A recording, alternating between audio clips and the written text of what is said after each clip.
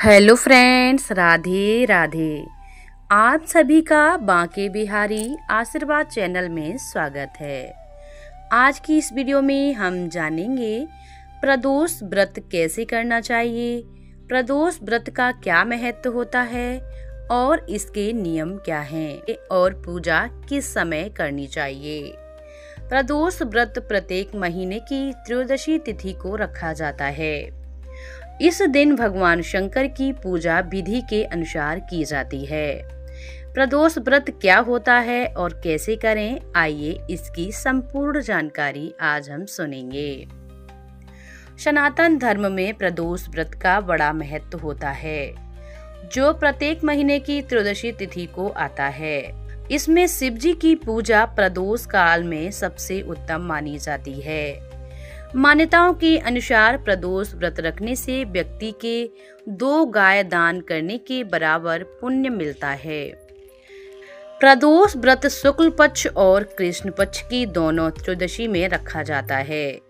इस तरह हर महीने में 2 प्रदोष व्रत आते हैं, जो कि पूरी साल में 24 प्रदोष व्रत होते हैं। कई बार त्रयोदशी व्रत पर शिवरात्रि का भी शुभ संयोग बन जाता है। अब सुनेंगे कि इसकी पूजा कैसे करनी चाहिए और कौन से देवता की पूजा करनी चाहिए। प्रदोष काल में भगवान शिव और माता पार्वती की पूजा होती है। शिवलिंग की पूजा करना इस दिन बेहद शुभ होता है। प्रदोष व्रत के दिन शिव जी जल, दूध और बेलपत्री जरूर चढ़ाना चाहिए।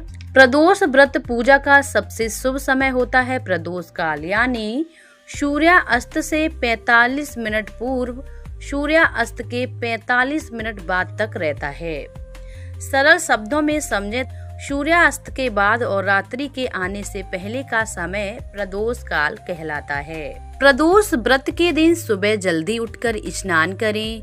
प्रदोष व्रत करने के लिए आप सुबह भी पूजा करें और प्रदोष काल में पूजा अवश्य करें। पूजा स्थल में एक चौकी लगाएं, 5 रंगों से रंगोली बनाकर दीपक जलाएं।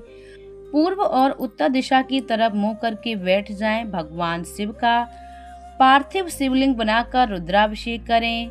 व्रत फलाहार रहना है तो फलाहार कर लें। इस दिन संभव हो तो मंदिर जाकर शिवलिंग पर जल जरूर चढ़ाना चाहिए। बेलपत्री चढ़ाएं। शाम को फिर स्नान करके भगवान शिव की पूजा करें। प्रदोष व्रत कथा सुनें। अंत में आरती करें और भगवान को भोग लगाएं। अब सुनेंगे प्रदोष व्रत के नियम। प्रदोष व्रत में सुबह शाम दोनों समय शिव जी की पूजा करनी चाहिए। इस दिन को अपनी इच्छा अनुसार निर्जला या फलाहार लेकर भी रख सकते हैं।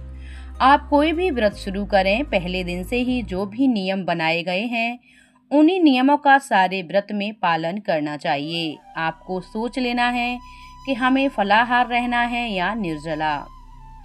प्रदोष व्रत कितने रख रहे हैं, इस बात का पहले ही संकल्प ले लेना चाहिए। प्रदोष व्रत पूर्ण होने के बाद इस व्रत का उद्यापन करें। विधि विधान से इसकी पूजा करके उद्यापन किया जाता है, तो उद्यापन जरूर करना चाहिए। प्रदोष व्रत में अन्न का सेवन नहीं किया जाता है, तो इस बात का ध्यान रखें कि इस दिन अन्न ना खाएं, फलाहार रहकर ही इस व्रत को पूर्ण करें। प्रदोष व्रत अलग अलग दिन के अलग अलग नामों से जाना जाता है। जैसे रविवार के दिन प्रदोष पड़ने पर तो उसे रवि प्रदोष या भानु प्रदोष व्रत कहा जाता है। सोमवार के दिन प्रदोष पड़ने पर सोम प्रदोष कहलाता है।